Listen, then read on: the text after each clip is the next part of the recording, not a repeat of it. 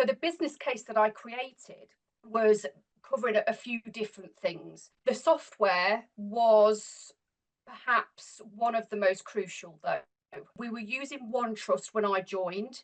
I'd used it before, but one of the things that I wanted to do was to look at budget, and OneTrust was, in my view, quite expensive.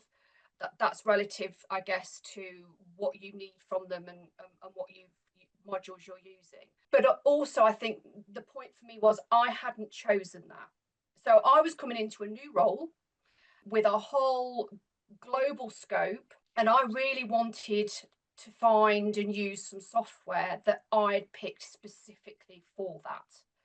We'd also had a late renewal, and that the cost of the system had gone up considerably. So I think it was timely. It was timely to do that business case. It was timely to look at something else.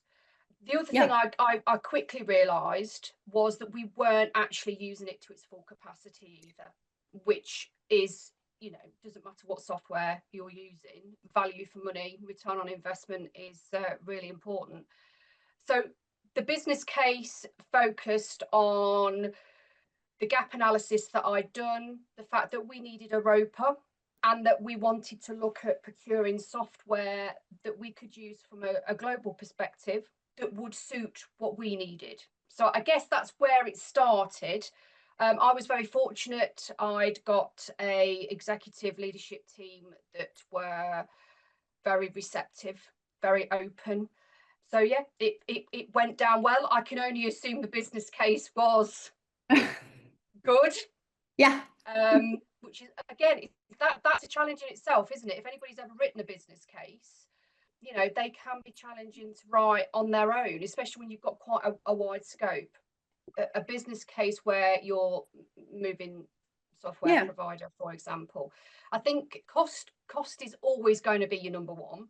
I very much wanted to reduce cost, not stay the same. That was part of what I wanted to do. Mm-hmm. I wanted to be able to provide the business with more return on investment. And I actually spun the business case to them in a way of saying, we've paid for this supercar, we've paid for this all singing, all dancing, but actually we weren't using a lot of it. We weren't using a lot of it because there wasn't many privacy people in the business the time I joined. There are more now. That was part of my business case as well. But when you've got something very complex, it takes so much time and effort to run it, and again, this is no disrespect to OneTrust. I imagine if you've got the time and the people to put into that software what you need, it will return it. But actually, it was too complex for us. Now, the great thing about TrustArc was that I know I can scale up. I know that TrustArc will do a lot more than we're using it for at the moment. But actually, what I wanted was something that wasn't going to take months and months of training and months and months of setting up. I wanted, as you said, I wanted a pickup truck. I wanted something that would do the heavy lifting for us with minimum effort, and then once we'd got ourselves on a roll and we were moving forwards in the with our privacy program, that system would then adapt and evolve with us.